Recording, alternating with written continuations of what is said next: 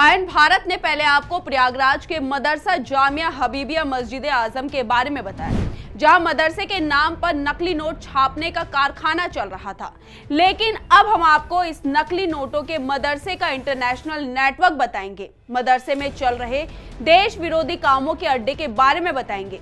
मदरसे में सिर्फ 100 रुपए के ही नोट क्यों छापे जा रहे थे, इसके बारे में बताएंगे। नकली नोटों को कहां और कैसे खपाया जा रहा था, इसकी भी जानकारी देंगे। इन सभी बातों का अगले साल होने वाले महाकुंभ से क्या कनेक्शन है, ये भी हम आपको बताएंगे, क्योंकि जांच में सामने आ गया है कि मदरसे में नकली नोट छापने के पीछे महाकुंभ से भी कनेक्शन है। लेकिन सवाल ये उठते हैं कि आखिर ये नकली नोट को छापने के बाद कुंभ में क्या करने वाले थे। क्या ये स्लीपर सेल को बढ़ावा दे रहे हैं? क्या ये कोई धमाका करने जा रहे थे, या कोई ऐसी रणनीति बना रहे थे जिसमें देश में कुछ बड़ा हो?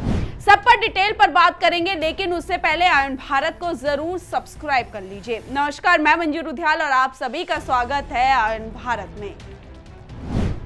दरअसल यूपी के प्रयागराज जिले में अगले साल होने जा रहे महाकुंभ की तैयारियां जोरों पर है। महाकुंभ मेले को लेकर सरकार किसी भी इंतजाम में कोई कसर नहीं छोड़ना चाहती, इसलिए प्रयागराज से आई मदरसे की खबर ने सभी को परेशानी में डाल दिया। जहां एक तरफ ऐसी खतरनाक साजिश का खुलासा हुआ जिसके निशाने पर महाकुंभ मेला था। साजिश थी नकली नोटों की एक बड़ी खेप को महाकुंभ मेले में खपाने की, और इसे प्रयागराज के एक मदरसे से अंजाम दिया जा रहा था। ये सनसनीखेज खुलासे मदरसे के मौलवी सहित 4 लोगों की गिरफ्तारी के बाद हुए। 4 आरोपियों की गिरफ्तारी के साथ ही मदरसे से बड़ी संख्या में नकली नोट भी बरामद किए गए। मदरसे में बच्चों की छुट्टी हो जाने के बाद एक खाली कमरे के अंदर नकली नोटों की छपाई की जाती थी। प्रयागराज पुलिस को काफी वक्त से अपने खुफिया सूत्रों से खबर मिलती आ रही थी कि बाजार में कुछ लोग नकली नोट चला रहे हैं, जिसके बाद पुलिस ने मामले की छानबीन शुरू कर दी और नकली नोटों के इस गैंग के तार एक मदरसे से जुड़े हुए मिले। जब सारे सबूत पुख्ता हो गए तो पुलिस फोर्स ने मदरसे पर छापा मार दिया। मदरसे में एक कमरे के भीतर नोट छपाई का काम चल रहा था। इस साजिश में मदरसे के मौलवी सहित 4 लोग गिरफ्तार हुए। 4 लोग शामिल थे जिन्हें मौके से ही गिरफ्तार कर लिया गया। इसके अलावा कमरे के अंदर से स्नैकर, प्रिंटिंग मशीन और 100 के ऐसे नकली नोट भी मिले जिन्हें शीट से काटा जाना बाकी था। लेकिन नकली नोट का महाकुंभ से लिंक क्या है, इस पर गौर फरमाते हैं। दरअसल नकली नोटों के इस रैकेट के तार किसी आतंकी संगठन या इंटरनेशनल ग्रुप से जुड़े होने के शक में इंटेलिजेंस ब्यूरो की टीम भी मदरसा पहुंची। टीम ने जब गिरफ्तार लोगों के मोबाइल फोन की जांच की तो उनकी ब्राउजिंग हिस्ट्री में महाकुंभ से जुड़े लिंक मिले। इसके अलावा भी कई सुराग ऐसे मिले जिनसे माना जा रहा है कि नकली नोटों की एक बड़ी खेप महाकुंभ मेले में खपाने की तैयारी थी। ऐसा इसलिए भी था क्योंकि भीड़भाड़ वाली जगह में अक्सर लोग नोट चेक किए बिना ही जेब में डाल लेते हैं।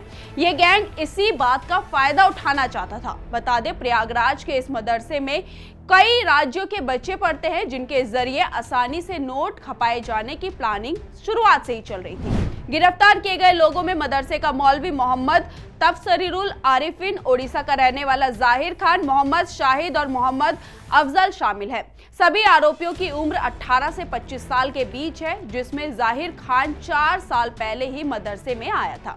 उसका भाई ओडिशा में आधार कार्ड बनाने वाले सेंटर में काम करता है। यहीं से जाहिर खान को नकली नोट बनाने का आइडिया आया और वो मदरसे के मौलवी के साथ मिलकर नकली नोट बनाने लगा।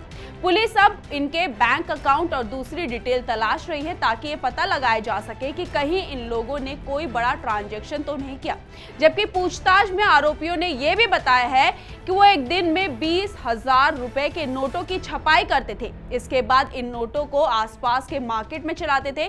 चूंकि नोट 100 के होते थे, इसलिए पकड़े जाने की गुंजाइश ना के बराबर होती थी। साथ ही आरोपी जानते थे कि 500 रुपए का नोट लेने से पहले दुकानदार कई बार देखते हैं, इसलिए सभी ने मिलकर प्लान बनाया कि मदरसे में सिर्फ 100 रुपए के ही नोट छापे जाएंगे। नकली नोटों को छापने के बाद अफजल और शाहिद बकायदा ट्रायल के लिए बाजार जाते थे। इनका टारगेट बस स्टेशन या रेलवे स्टेशन जैसी जगह होता था, जहां अक्सर लोग जल्दबाजी में रहते थे। खुद की संतुष्टि के बाद नोट चलाने वालों को 100 रुपए के एक असली नोट के बदले 3 नकली नोट दिए जाते थे। आरोपियों ने बताया है कि पिछले 3 महीने से वो सब मिलकर नकली नोटों का ये रैकेट चला रहे थे। इसी के आधार पर सोचा जाए तो पिछले 3 महीनों के दौरान ये लोग लगभग 5 लाख रुपए के नकली नोट बाजार में खपा चुके हैं। अब ये पूरा प्रोसेस 3 महीने तो अभी हमने एक छोटी एक डिटेल बताई है, लेकिन ये काम कब से चल रहा था नहीं जानते। लेकिन अभी जितने भी खुलासे हो रहे हैं उसमें साफ ये दर्शाया जा रहा है या ये बोले कि दिखाई दे रहा है कि इन लोगों की साजिश क्या थी। ये नकली नोट छापते थे और ऐसी जगह उनको यूज करते थे जहां पर भीड़भाड़ होती थी, जहां पर लोग फुर्सत में नहीं होते थे। लेकिन सबसे बड़ा सवाल है कि खबर सामने आ गई है, एक्शन शुरू हो गया है। अब योगी आदित्यनाथ क्या करेंगे, क्योंकि बोला ये जा रहा है कि शायद एक बार फिर यूपी में बुलडोजर चल सकता है। चलेगा या नहीं ये तो वक्त ही बताएगा, लेकिन इस पर आपकी क्या राय है? अपनी राय हमारे कमेंट बॉक्स में जरूर लिखिएगा और इस वीडियो को ज्यादा से ज्यादा शेयर कीजिए। धन्यवाद।